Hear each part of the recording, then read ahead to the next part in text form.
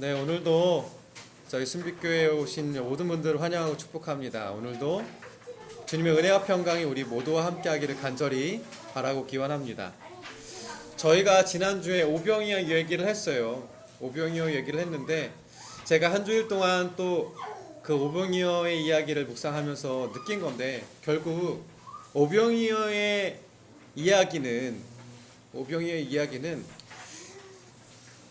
사람들을 치료하는 건 예수님의 몫이었어요. 그렇죠? 그런데 자신의 소박한 도시락을 나누어서 모든 사람들이 그 오병이어의 은혜를 누리게 했던 건 물론 예수 그리스도의 축사 또 하나님을 향한 기도 덕분이겠지만, 그것을 내어놓은 손길이 있었고 또 그들의 식사를 걱정했던 제자들의 염려가 있었거든요. 그래서 생각해 볼 때 결국 우리 공동체, 교회 공동체가 해야 할 일은 그저 넉넉고 하나님께서 해주시기를 바라는 것, 이걸 하나님을 의지한다라고 표현하기도 하지만, 이것과 함께 우리도 우리가 가진 소박한 도시락을 내어놓을 수 있는 은혜가 있어야 돼요. 그리고 배고파하는 이들의 배고픔을 알아챌 수 있는 그 은혜가 있어야 돼요. 그게 우리가 지금 교회 공동체로 모이는 사람들, 그리스도인이라고 불리는 사람들이 해야 할 일이라고 저는 생각이 들더라고요. 단순히 오병이어가 그래 우리도 하나님이 주시는 오병이어의 그 은혜를 누리자, 받자, 여기에서 끝나면 안 되고요. 그 일들을 행하실, 기적들을 행하실 일은 주님께서 하시겠지만 우리 역시도 우리의 역할이 있다. 이걸 다시 한번 말씀드립니다. 오늘은 오병이어 다음에 바로 이어지는 이야기예요. 우리가 성경을 읽을 때 이 문맥을 파악하지 않으면 어떤 어려움이 생기는지 제가 잠깐 예를 들어볼게요. 22절만 봐도 그래요. 예수님께서 제자들을 먼저 배에 타게 하시거든요. 사람들이 이제 막 배불리 먹었어요. 그리고 장면이 바로 바뀌는 거예요. 예수님이 서둘러 제자들을 배에 태워서 막 보내요. 그리고 예수님께서 혼자 남아서 사람들을 막 정리하신단 말이에요. 이걸 보면은 우리가 어떤 생각을 하게 되냐면, 역시 리더는 이래야 돼. 같이 일하는 사람들 힘들까봐 먼저 보내시는 거 봐. 이렇게 해석할 수 있단 말이에요. 그런데 사실 이 맥락은 아니거든요. 마태복음만 보면 이걸 해석할 수는 없는데, 복음서의 다른 이 본문을 똑같이 이야기한 다른 구절을 보면 다르게 얘기하거든요. 사람들이 오병이어 사건을 딱 경험하니까 마음속에 막 불일 듯이, 그래 저 사람이야, 저분이야 하는 마음이 드는 거예요. 저 사람을 왕으로 올려야지, 이런 마음이 무리 가운데 막 드는 거죠. 그래서 이제 막 예수님을 막 이제 추대하려고 그러고, 그거 아시잖아요. 그 사람들이 분위기에 취해서, 표현이 좀 그렇지만 선동을 하기도 하고, 이게 이 맥락을 재지 않고 여론이 형성되고 그것이 마치 이제 진리인 것처럼 생각해서 행동하게 된단 말이에요. 지금 그 일들이 벌어진 거예요. 그래서 사람들이 예수님을 왕으로 막 하려고 하는 분위기를 딱 채시고 예수님께서 서둘러서 제자들을 먼저 실은 거예요. 왜 예수님께서 제자들을 먼저 실었을까요? 제가 질문과 답 아시죠? 질문과 답. 저희 교회는 질문과 답이에요. 이래야만 우리가 살 수 있습니다. 왜 제자들을 먼저 배에 실었을까? 동요될까봐. 맞아요. 제자들은 준비가 안 된 거예요. 예수님 아신 거예요. 예수님께서 걸어가셔야 되는 그 예루살렘의 여정, 그리고 예루살렘에서 걷게 되실 십자가의 여정은 사람들이 생각하고 바라는 그런 왕이 아니잖아요. 그런데 예수님은 그게 확실하신데 제자들은 아직 아닌 거예요. 근데 제자들의 입장으로 한번 생각해 볼게요. 제자들의 입장으로. 그렇잖아요. 되게 지쳤잖아요. 사역을 계속하면서 지쳤는데 무리가 엄청나게 몰려들었어요. 10,000명이 넘는 사람들이 몰려들었어요. 그런데 예수님께서 짜자잔 하고 막 사람들 다 치료하고 오병이어로 사람들을 다 먹이셔. 사람들이 다 배불리하고 있단 말이에요. 풀밭에 앉아갖고 배 두드리면서 희희낙낙하니까 이 제자들이 피곤함도 있고 그런 거 있잖아요. 자신들이 무언가를 딱 이뤘을 때 내가 배고픈 거 잘 모르잖아요. 이 성취감에 아마 고취돼갖고 제자들의 이 텐션이 막 여기까지 올라갔을 거예요. 그래, 우리 뭔가 할 수 있구나. 우리가 따르는 저 예수님 역시 능력자였어. 그러니 우리도 뭔가 할 수 있을 거라는 마음이 올랐는데 거기다가 사람들이 막 동요돼 갖고 우와 그래 너희들이야. 너희들이라면 우리가 로마의 압제뿐만 아니라 세상을 바꿀 수 있을 거라는 그런 동요가 막 일어났을 거란 말이에요. 그럼 제자들의 마음도 꿀렁꿀렁하지 않았을까? 우리도 그렇잖아요. 병민이가 아빠가 사준 아주 희귀 아이템으로 그 아파트 마당에 나와갖고 아이들 막 휘둘렀어요. 그러니까 아이들이 우와 병민이 안병민 막 다 쫓아다녔어요. 그때 아빠가 딱 나와서 병민아 들어가자. 빨리 들어와 밥 먹게. 이러면 병민이가 이제 그래 내가 이제 이 아파트의 짱이다. 이제 나한테 다 왔어. 이렇게 올라왔다가 아빠의 밥 먹으러 들어오라는 얘기 때문에 마음이 그냥 딱 떨어지지 않겠어요? 그죠? 이때다. 이제 나의 시대가 왔다. 그 녀석은 이제 가고 나의 시대가 왔다라고 생각됐을 텐데 그게 지금 딱 무너져 버린 거예요.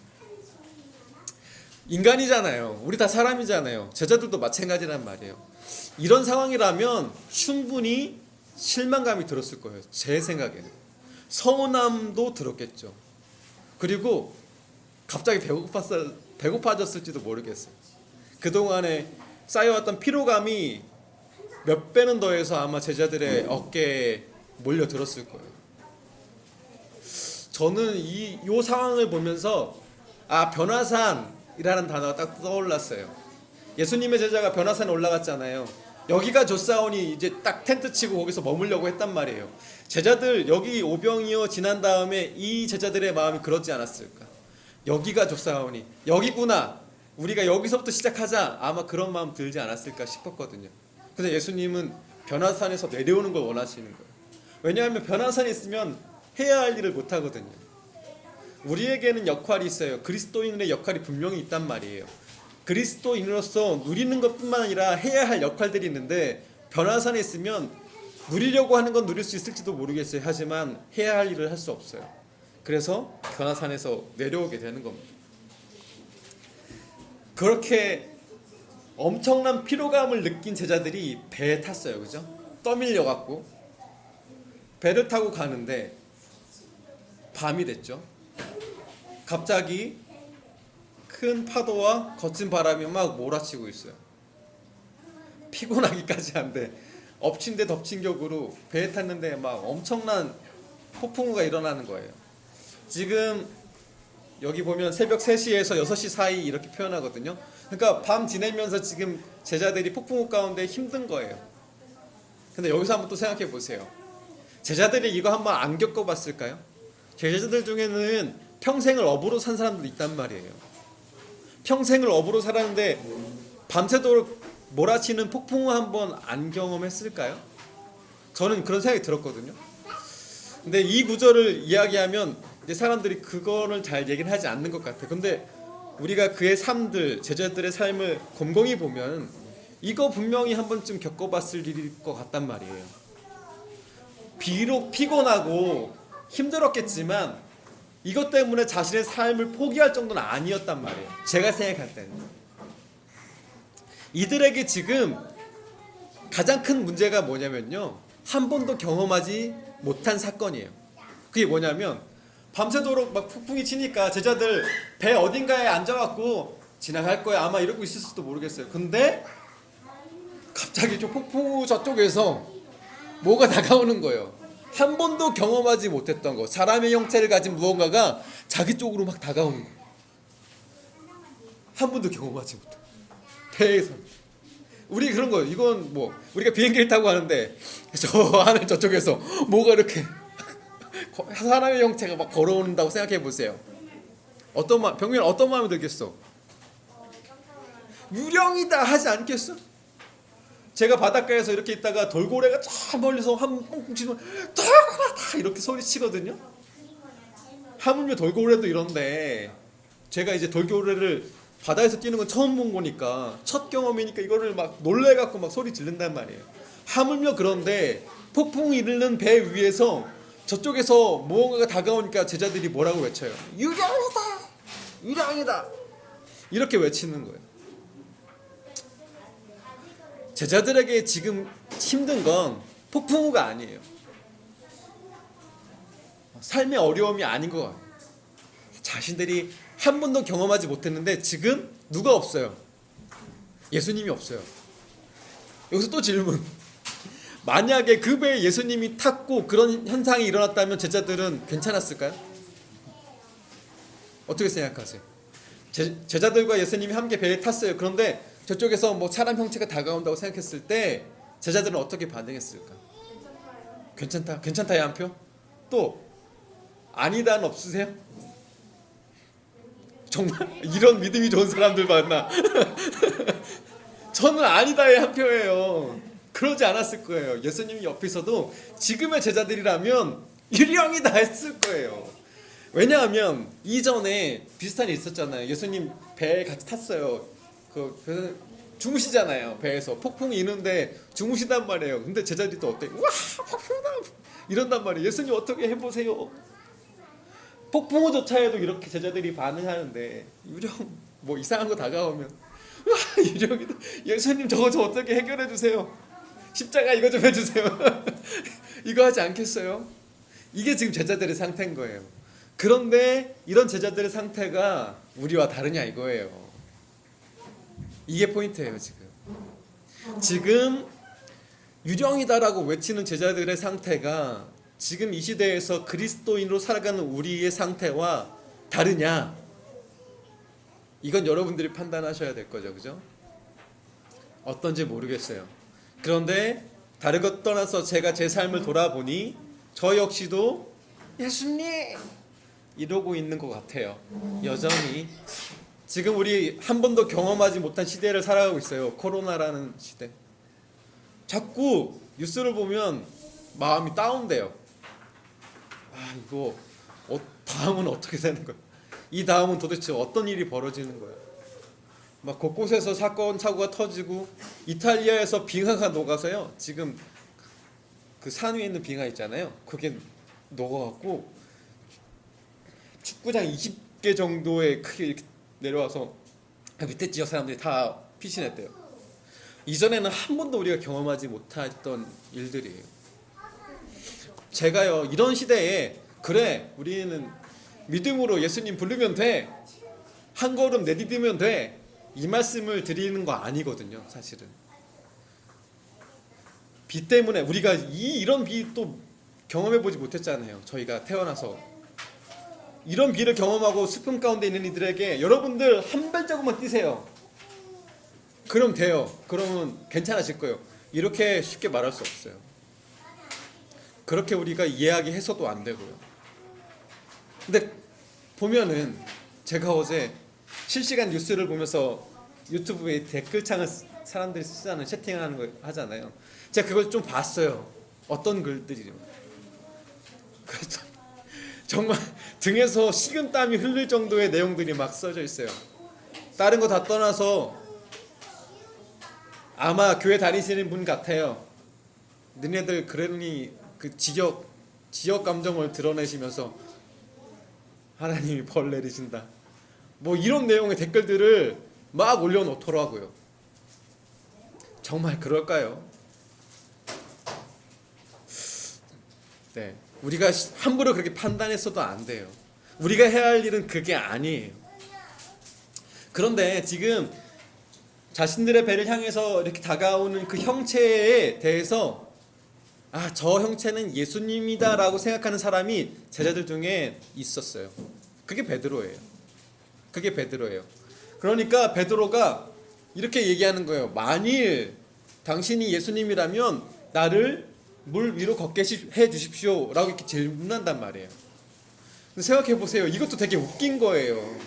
만약에 예수님이라면 폭풍우를 잔잔하게 해주시고 정체를 빨리 드러내주세요 이렇게 얘기했어야 돼요. 그런데 자신을 물 위로 걷게 해달라고 얘기한단 말이에요. 이건 어느 정도 베드로가 알았다라고 저는 생각해요. 그래서 자신이 한 번도 경험해보지 못했던 이 일들에 첫발을 내딛고 싶지 않았, 이런 생각이 저는 들었거든요.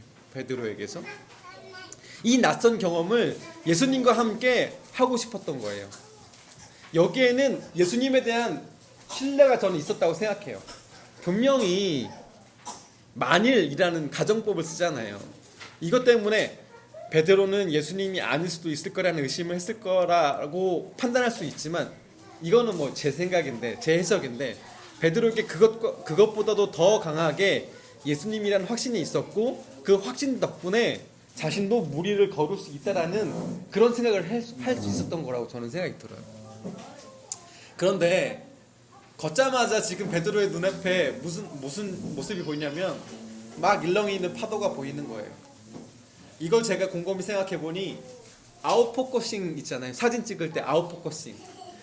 내가 찍고자 하는 그 피사체에 집중을 하면 뒷배경은 다 날아가는 거예요. 이걸 아웃포커싱이라고 하는데, 우리가 이 아웃포커싱을 예수 그리스도께 했다면 일렁이는 풍랑도 아웃포커싱, 그냥 흐리게 처리됐을 거예요. 그런데 지금 베드로에게는 예수님께 아웃포커싱을 했다가 이 포커싱이 다른 데로 옮겨진 거예요. 파도로. 그러니 예수 그리스도는 흐리게 처리되는 거죠. 그래서 분명히 예수님이 그 자리에 계시지만 그 예수님보다 더 크게 일어나는 풍랑이 자신 눈앞에 다가오는 거예요. 그러니 빠질 수밖에 없는 거죠.